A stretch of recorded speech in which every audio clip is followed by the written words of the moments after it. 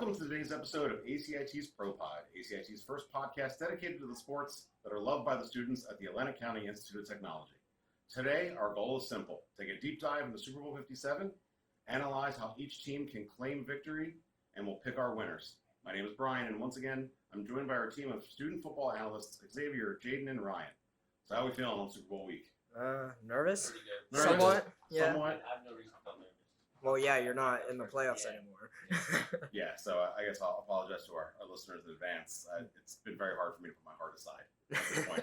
I can't. It's hard to be very objective at this point because every day I feel like every hour I get a little bit closer. I get a little more nervous, a little more worked up. Yeah, my grandpa keeps reminding me, 5 more days, 5 more days. I'm like, yeah. And even my 8-year-old asks all the time, so I got her hyped up for it now. So I'm just like, how many days? I'm like, not too many. But, I think we're at least we can agree that we are getting probably the best matchup, ideally. Yeah. These Absolutely. have been the best two teams in the league since September. So, from a football standpoint, knock on wood, hopefully it turns out to be the game we deserve. I mean, how many years you can look at a game and be like, one team's going to dominate and you get a barn burner, or you get this one's going to be a walk-off field goal at the end, 55-10 game, or something like that. So I hope we get a good game. Our experience 5 years ago against New England in the Super Bowl, going into it, there was like maybe the Eagles could win. Maybe. And there was and they say the same thing this year. It's like, how do you run up and down the field against Patrick Mahomes? Well, they had to do it 5 years ago, running up and down the field against Tom Brady. You had to outscore and out. So I think everything's on the table. I think it's going to take a little bit of everything. So let's start with the Eagles offense against the Chiefs defense. Who do you guys think has the edge in this matchup? I'd like to say probably the Eagles offense. Because the thing is, the Chiefs defense, they're good. They are good. But the thing is, their front four are good. You got Chris Jones, you got Frank Clark, you got whatever. Their linebackers are right. They're a young stud group, but they're still coming along. But their cornerbacks, they're not weak at cornerback, but they're just really young. Like their best cornerback, L'Jarius Sneed, against A.J. Brown. What are you gonna expect there? Or you can do a lot against the Chiefs if you just know how to do it. Yeah. Honestly, yeah, like you said, I think the Eagles have the edge. Like you said, middle linebackers are good, but I think that the offense, synergizing is the most important thing for us, because when we have Devontae Smith, Quez Watkins, I believe, is on there too. AJ Goddard, Goddard is A whole really ton good. of studs. Yeah. So, synergy is going to come key against this Kansas City defense. So, What do you think, Brian? I agree with both of them. I have really nothing to say for it. I mean, I think this is probably the easiest advantage to see between matchups on each side of the field. I think it's obvious the Eagles have an obvious mismatch all over the field against their defense. And you're right. It's not that they're bad. The Chiefs' defense, they're young. I was reading yesterday, I think it's 6 of the 11 starting defensive players are rookies. I mean, at this point, you've been playing this long all season. You're not a rookie anymore, which will be great for these guys the rest of their career. If they become a starter next year, they have all this experience. They're going to be great. They're going to be good for the rest of their career. But still, you're talking about being in the moment, having all that pressure on you. And you're looking at weaker players or less experienced players against A.J. Brown, Devontae Smith, and Dallas Goedert. Mm-hmm. That defense, it's about those two guys up front you mentioned. It's about Frank Clark. It's about these guys getting pressure. It'll be interesting what they do with them, because Jones is a defensive tackle, usually playing in the middle. And are they going to just put him in the middle and say, have fun with Jason Kelce? Because I'll be totally fine with that. And Lane Johnson, or do you move him around to put him on the outsides where the Eagles' offensive line is a little bit weaker? Obviously, the Eagles have to score points. I mean, obviously you want to see points scored anyway.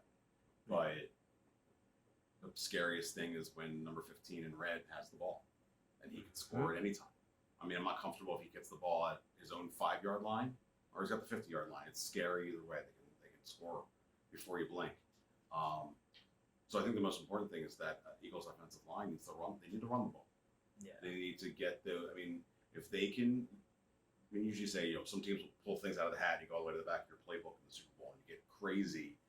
But what have the Eagles been doing to teams all year? You get a little bit of a lead, maybe, and then you run the ball. You run these 8-play or the 8-minute, 14-play drives. Yeah, we just gotta hold the lead. I mean, that's what we did in the last Super Bowl that we've been to. 52. Stay ahead of them. Stay ahead of them the entire time and let them struggle to bring back up and then just score again. Yeah, put the pressure on them. Exactly. Like, I don't know if it's necessarily a time of possession game or just a possession game. Yeah. Like, there's a big difference between Patrick Mahomes getting the ball 9 times versus getting the ball 11 or 12 times.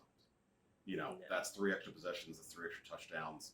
I mean, they haven't been scoring a ton of points, but statistically, they've actually been more efficient up and down the field without Tyreek Hill than they were with him. Probably because we talked about it last week that they don't feel they need to force one person the ball. Yeah.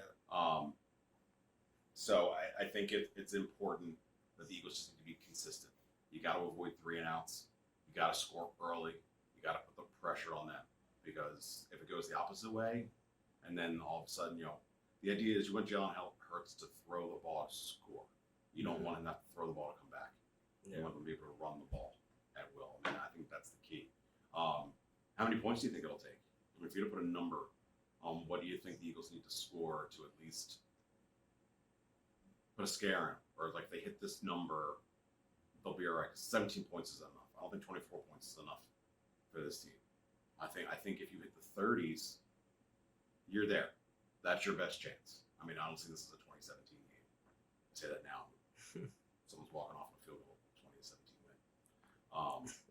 Don't forget, Andy Reid also has a problem managing the clock sometimes. Yeah, and I definitely want to talk about that when we get to the coaching stuff, because that is interesting. So you got the guy who's been coaching for 25 years in the league, and the guy's been coaching for 2, and one seems to handle the play-by-play and the game management, the younger guy than the older guy. Skill versus hard worker. Yeah, I mean, part of it is the play calling too. Is that whole Sirianni gave up the play calling last year to Steichen so he can manage the game. Andy Reid still calls his plays, and I think that's a big thing. That's why you rarely see it. And I mean, Jaden, as an Eagles fan, you know how frustrating this is. I mean, how many times in the past when Wentz was the quarterback or anybody else, it was delay games because the plays were coming in too late, or you weren't sure what you're doing, and you're burning timeouts early in the game because you're like, do we want to go for this 4th down? Too many Sirianni's times. like, oh, we're past their 40-yard line. Oh, obviously we're going for it. Yeah. And that's why, I mean, it's one of those things like most teams don't run on 3rd and 8, 3rd and 9. But the Eagles do, because they're probably going to go through for it on 4th down. But they have that clocked up already. Like Sirianni's waiting on it. That's going to be a big thing. And we mentioned it last week that the Chiefs had 0 timeouts in the last couple minutes of the 4th quarter last week. I mean, yeah, you can look back at last year with the 13-second drive the Chiefs had against the Bills, and they didn't have any timeouts either. And now it's poor defense and things like that. But that's different. Mahomes. Yeah, and that's what Tyreek Hill on the team, though. And he can make up those big chunks quicker than these guys can. So I think the Eagles have to crack 30. Yeah. To at least keep most of Philadelphia from having a stroke for 3.5 quarters. Strike fear into their hearts. Yeah, make them work for it. Mm. I mean, the Chiefs obviously can score points, but they haven't been lining up the scoreboard lately. I mean, they put up, 20, 23 against Cincinnati? Something Those like 2 that. touchdowns and 3 field goals. I think so. I can live with field goals from them. Limit them to field goals. That's Yeah. all you need. Yeah. You keep scoring touchdowns, limit them to field goals. And I don't think the Eagles need to come out early in the game and get creative. Just do what you do. Yeah. Adjust when you got to adjust. Stick to the plan. Pretty But much. what have they done all year? They basically have walked up to the line and been like, this is the exact play we're going to run. You can see what we're going to run. It's not going to matter. We're just better than you are. The offensive line has to control the game. You guys have anything else to add with the Eagles at O versus the Chiefs at D? No. Take advantage and kill. Yeah. Score touchdowns. Don't kick field goals. Get 7, don't get 3. That is the big difference here. Yeah, just hold a nice lead against them the entire time. Pressure them, like Yep. we've been saying this entire time. Pressure them. So If that you way get they a can lead fall and- short. If you get a lead coming out of halftime and you can only give Patrick Mahomes the ball 3 times in the second half, Take advantage. I mean, I'm still not going to feel comfortable until there's, 3 zeros on the fourth quarter clock. And they could be up 20 points in the fourth quarter. It's not going to matter. 20 points with 2 minutes left. I'm still gonna be scared that something's going to happen. Imagine we see a Bucks Chiefs blow up. Imagine. I mean, Honestly, I could imagine it. the way the teams match up, and this takes us to our next point, which is Chiefs offense against the Eagles defense, is what did the Tampa Bay Buccaneers have 3 years ago? They had the best defense in the league that attacked the quarterback. They kept him in the pocket. It's different though. If you remember, that was the year the Chiefs were missing like their 2 best offensive linemen going into that game. So they were already behind the ball with that. They talked about it. Patrick Mahomes mentioned it at Media Day on Monday night the other day, was it sticks with him. Of all the games he's lost or been involved with, that one sticks with him the most because he's like, but we got blown out in the Super Bowl. Yeah. And they've changed it. And, they've been better now. That they've been more efficient with their team and things like that. But still, the strategy is the same. It's not just put pressure on him. You have to finish. You can't just make him run around because he's going to make it look silly. I don't want to see he's going to throw between his legs to Travis Kelce. And it's going to, yeah. Yeah, we don't want that. Mhm. We're not having that.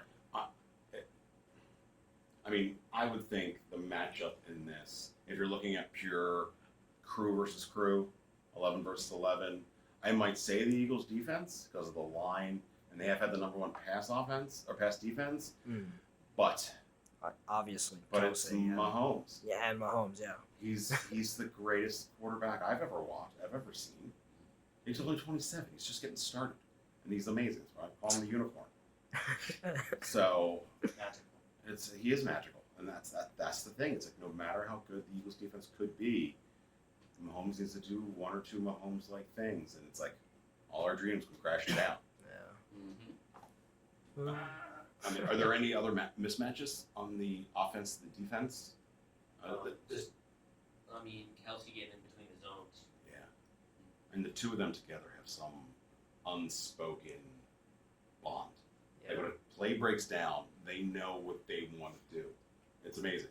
That's one thing you obviously have to look out for is that Kelce, they read each other's minds, and he could be the backbreaker.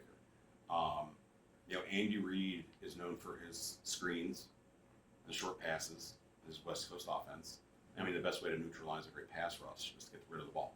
So, I mean, if there was ever a guarantee of a play call, Andy Reid's going to call a screen somewhere in the first couple to try to slow down the pass rush and stuff like that. So, I think for the Chiefs, even though Mahomes is still Mahomes, I think Pacheco and Patterson could make or break this whole game. I feel that, but also, thing is, Chiefs are basically going to have no receivers out there because you have Mecole Hardman, who literally just got put on IR, so he's not playing. Got Kadarius Toney, although he's practicing, he's still questionable. All right, I can see him doing like a play or 2 or nice, like one of those you didn't see it come in, little quick outs for 20, 30 yards. It's just like, what was that? yeah, but he's nothing really like cement. He's You know, not a big threat. Then a big problem is that also Juju Smith-Schuster. He He's was good. also questionable. Oh, really? Yep. Yeah, we don't know. Oh. Yep. It's basically the 4 of us are playing wide receiver. Yeah, it's the 4 of us and Travis Kelce, basically. So that's why the running backs are going to be super important. Mm. Yeah, absolutely. Because our linebackers are good, they're not great, and that's one thing. Running backs catching the ball was always an issue for the Eagles this year. So you gotta keep an eye out. That's the thing. It's pick your poison. What about MVS? He's healthy. He's fine. I think MVS. He's their one. He's their one guy. Yeah. And I would think you just glue Darius Slay to his hip. Say have fun with him for the next 60 minutes. It's only MVS. Yeah, We're he's not- good. You're not really talking about anybody. He's one of those guys. I'm like, is he a good wide receiver, or did he play with Aaron Rodgers and Patrick Mahomes? Real. Which just make everybody else better. Also, Clyde Edwards-Helaire actually just got taken off IR too, so Yeah. maybe they'll run the ball more. I think they'll use Pacheco more than Hilaire. I don't think that really matters because I think they're going to still use both of them a lot because Yeah. you're going to have to rely on them. True. I can see him putting them both on the field at the same time. Yeah, Alvin Shaka with 2 in the back. Yeah, one of them's coming out in the slot, and just to keep you thinking. Because Pacheco's a tough runner. He makes a lot of big runs. I didn't realize he was from Jersey. I realized he went to Rutgers. So I think it's one of those. You're gonna beat your hometown. I think he was an Eagles fan or something like that. But that's a guy I worry about. He's young. He's fast. He's a guy who's like, if they don't pay attention to him, could ruin it for you. It's like, are you getting stuck with your eyes in the backfield, watching Mahomes, watching your guy? That's the scary part. It's 15. It really has to be. I mean, obviously the Eagles' defense has been historic this year with the defensive line.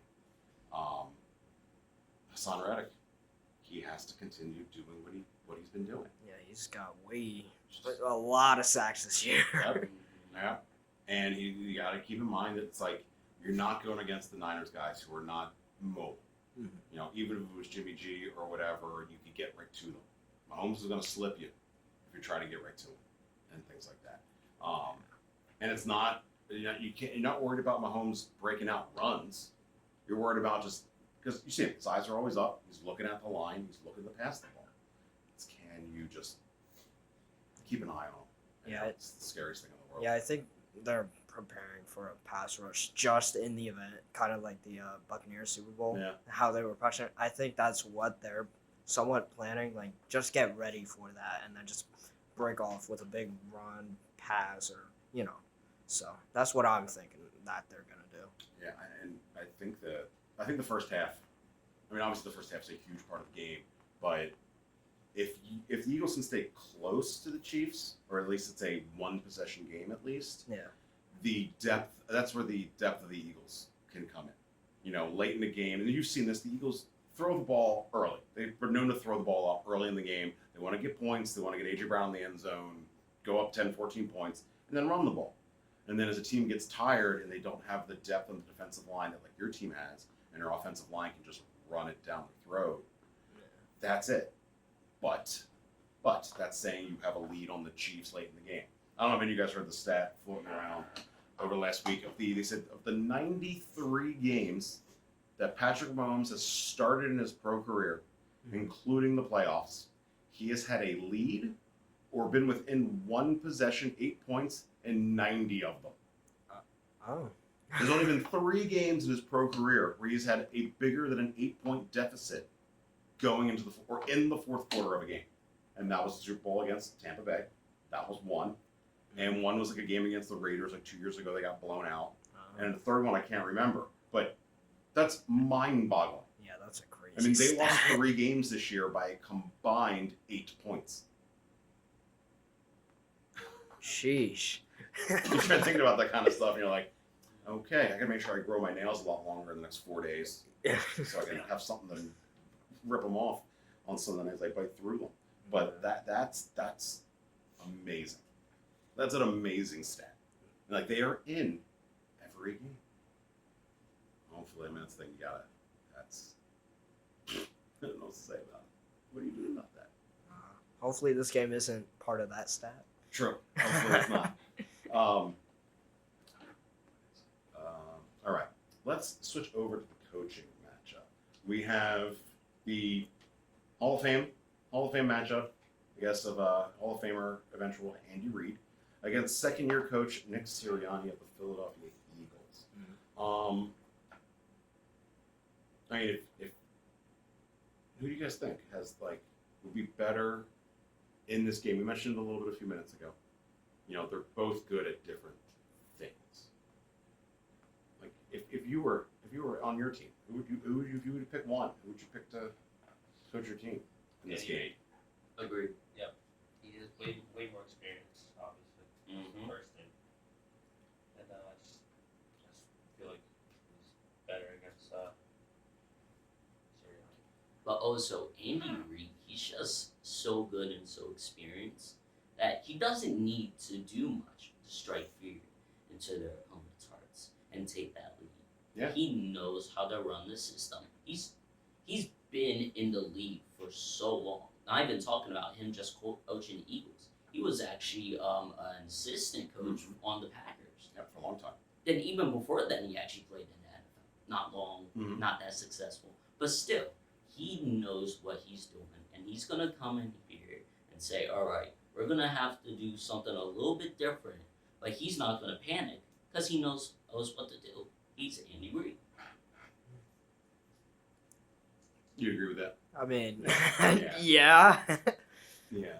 What Yeah. wasn't Sirianni like an associate coach type thing for the Chiefs I think he was like back in the the day? wide receivers coach or something for the Chiefs, and then they hired Andy Reid, and he wanted to bring in his guy, so he fired Sirianni. Oh, that's what So he didn't actually work for him, but he fired him. This is yeah, revenge game. It's another revenge game there. You got the Kelsey brothers, you got what was it AJ Brown and who's the linebacker for Kansas City?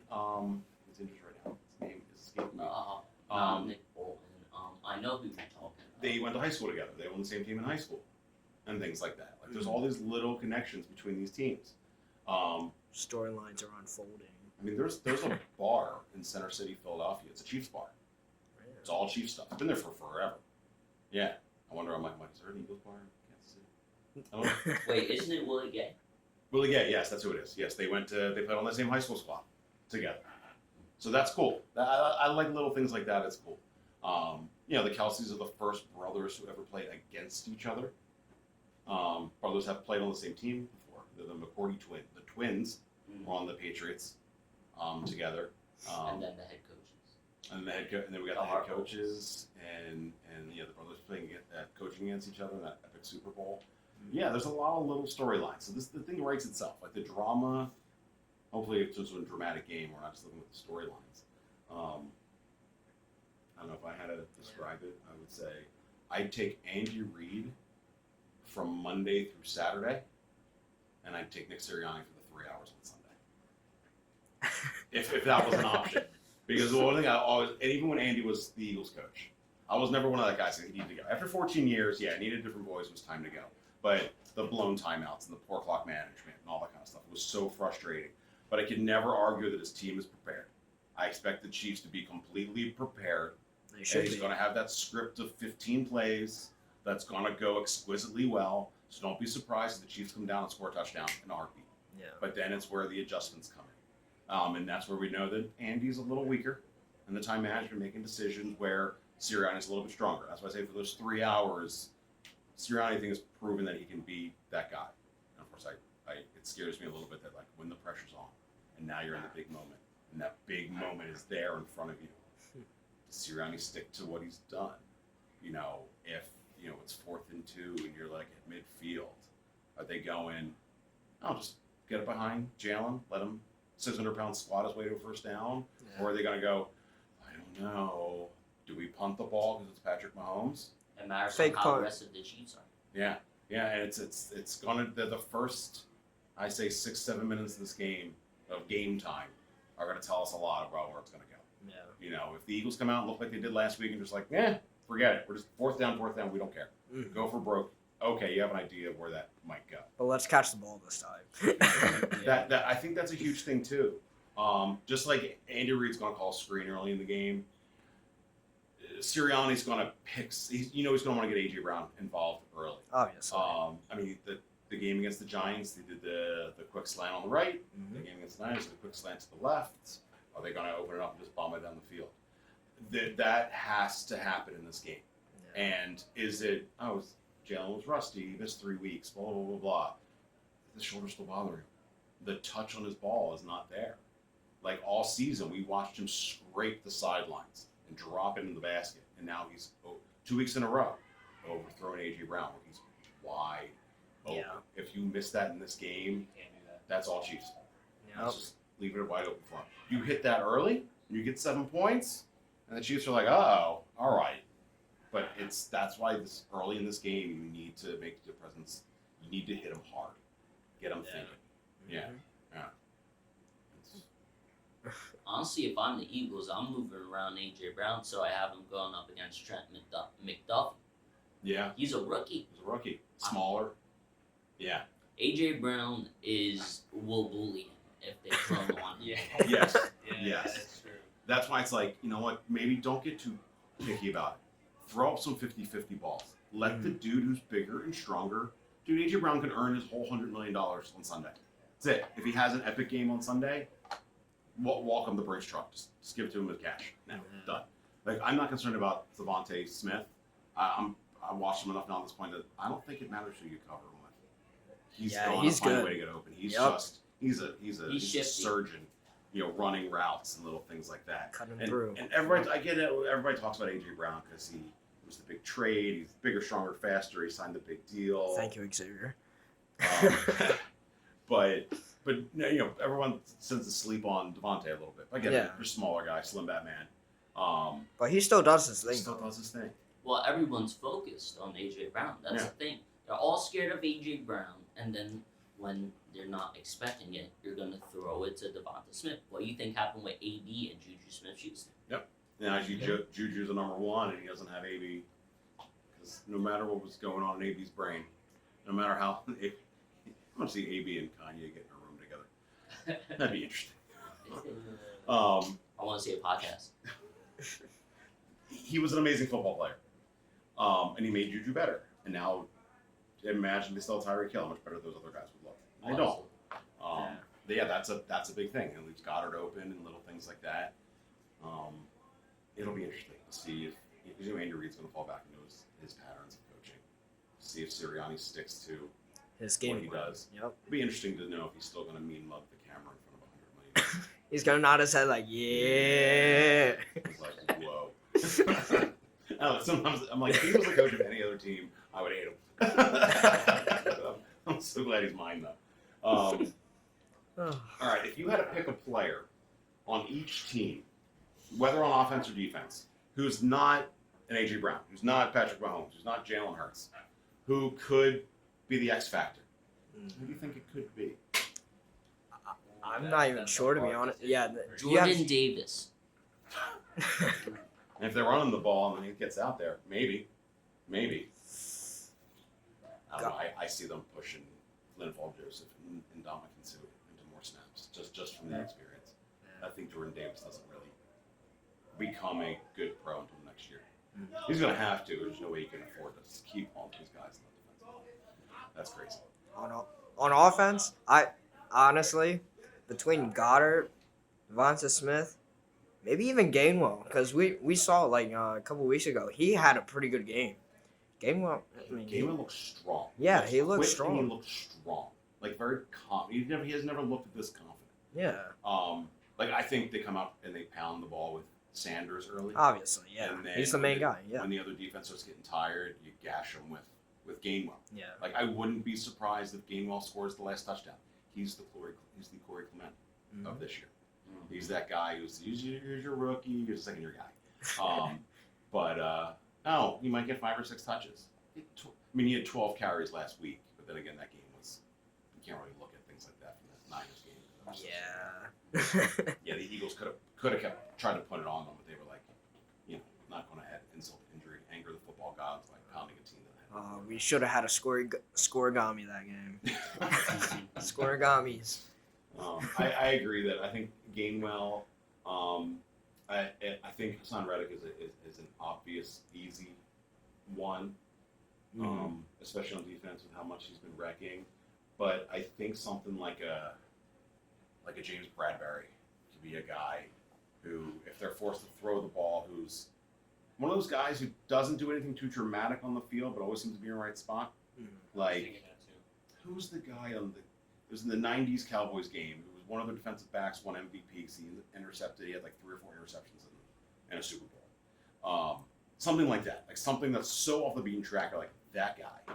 Oh, wow. Somebody who has a great game on Sunday, gets way overpaid by another team in the offseason, and is terrible for the rest of his career. Super Bowl payout. What do you guys think? Who do you think the possible X factors for each team? For the Eagles, for defense, either James Bradbury or Hassan Reddick, just like you guys said. And I also agree with Gainwell. Honestly, I agree with that. Now for the Chiefs, I think it could be easy thing to say is Chris Jones, but I'm actually thinking George Karlaftis, how you pronounce He's the rookie end, isn't he? He's the rookie end, yes. Yeah. He's a big boy. He's a big boy. He's had a very good season. Yeah, like I said, these guys aren't rookies anymore. They've been playing all season. You're not a rookie anymore. Yeah, that's the kind of guy that you're like, oh, he's a rookie. We don't have to pay attention to him, and then he wrecks your game. If he's Absolutely. going up against Lane Johnson, that could be a scary Yeah. match. For Chiefs offense, probably MVS. I just feel like they'll be too focused on Kelsey. I agree with that and Pacheco. Yeah, that's a good one. Yeah. I think Patterson could be one, because the Eagles are weaker up the middle. Covering passes, like they've been all right against the tight end this year, but running backs out of the backfield has been a problem. So like if Like Cordarrelle Patterson catches like 80 yards worth of balls this year, Is he on the Chiefs? I don't no, think so. wait, who am I thinking about? you might be thinking about McKinnon. Bowser. Sorry, I confused McKinnon. Patterson. McKinnon. Sorry, I was about to say, like, I'm like I don't know if that's right or long hair, very quick. Yeah, McKinnon. Jared- Jared McKinnon. Jared- If he catches 70 to 80 yards out of the backfield, Yeah. the Chiefs win this game. Their backfield is kind of stacked. Pacheco, McKinnon, Hilaire, and Ronald Jones. Yeah. They're all good. Just sub them all out. I don't And know then- Ronald Jones doesn't see the ball. I'm like, he was a starter. Yeah. 3 years ago. He rushed for 98 yards in it, Mm-hmm. bro. Like, he's in. Like don't like if Ronald Jones is coming onto the field, you probably know they're probably going to run the ball with him. I think it's those guys out of the backfield. For the Chiefs, it's yes, Mahomes will do and Kelsey will do a thing, but it's those guys. Mhm. It's those it's like the Gainwell for them. It's that third guy who's going to catch the ball out of the backfield. You're like, he'll be fine, and then he breaks your back. Yeah. All right, the moment of truth. Oh man. Prediction time. Give me your winners, and if you want to give a score. Oh. Score 2. Alright, I'll go first. All right. Okay. I don't know about a score. Maybe you can come back to me with a score, but I'm gonna I'll take the Eagles for this one because I'm just tired of seeing the Chiefs win. just like that, Xzavior.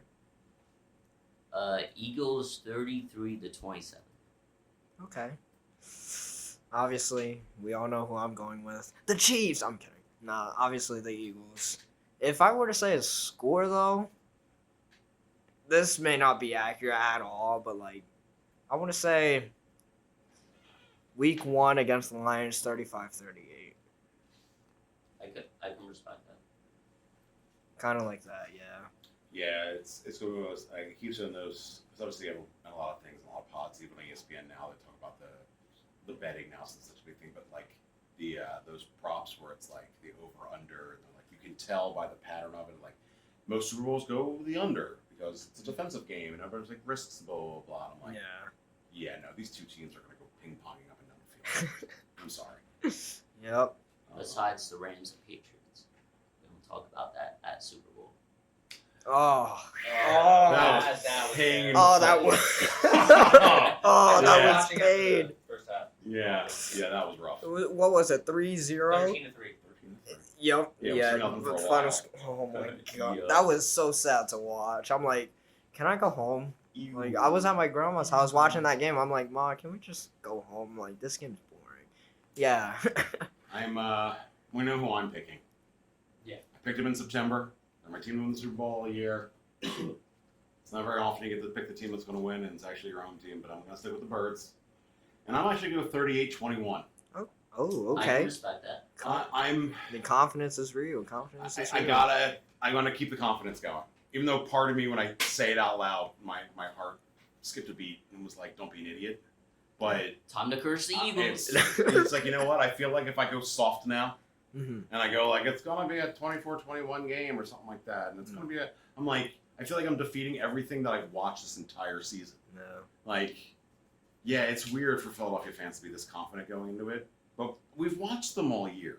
Mhm. And yes, they have not faced anything like Patrick Mahomes. I don't care about the rest of the team. You could put another quarterback in there and it'd be like the Eagles would beat them 70-7. That Mahomes guy is going to keep it close and keep everybody scared. But, offense and defense. Keep them off the field. If that defensive line can get home, I think it's an Eagles win. Yep. And I think they can get ahead and run the ball. My score is probably a little insane. A 17-point win. Some Go people, ahead. I think. But what do you got, Ryan? Uh, So I want to say 41-40 Eagles. Woo. I'm going higher. Ooh. I'm going higher. Alright, Also, cool. I wanted to ask, what do you guys think about the award winners last week? Just wanna know. I mean, Sirianni winning, coach. Coach Woohoo! of But no. Sorry. I mean, when do they announce the MVP and all doesn't come out till what, tomorrow night? Thursday night? Yeah, I think sure. the official awards are tomorrow night, like their Oscars and Yeah. stuff like that. I Yeah, think didn't they already pick the winners though? They just- Not announced the it. majors. Not the majors. Not- yeah, they Ah. announced like the final candidates. So I think it's kind of like obviously they know who the winner is already, but I think it's like of the 50 players you could vote for, I they think, give you the top 3. I think Gino won comeback player of the Yes, he did. Yeah, year. He did. yeah, well earned, well earned. And Deserved. yeah, when the final stats come out for MVP, it'll be Mahomes number 1. It'll probably be Hurts number 2.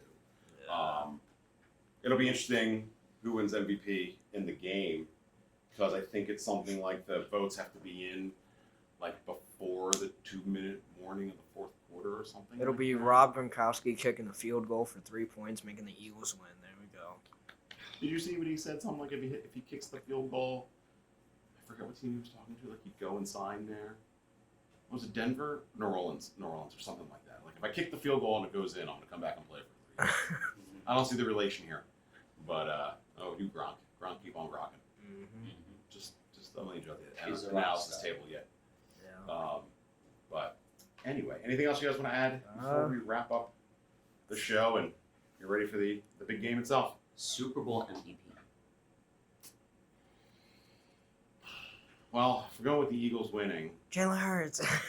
it'll probably, if I was putting money on it, would probably be Hurts because he's got to throw for 2 and run for another 70 and have 3 total touchdowns or something like that. Unless, Hassan Reddick does what he does and gets like 2 forced fumbles and scores a pick 6 or something like that. I think it's going to be Jalen Hurts. It's Hurts if they win, it's Mahomes if they lose. Okay. Actually, I'm gonna take Reddick over Hurts, but yeah, basically. Yeah, it's your game breakers. That's what it's got to be. I'll probably comes be down. somebody out of it and Dominican Sue as the game was left. Again, which is I'd be totally fine with. Who's that guy? Reed Blankenship. 4 interceptions. Yeah. Wow. Who's that guy? That'd be great. Mm-hmm. Hopefully next week we are talking about, I hope an Eagles win.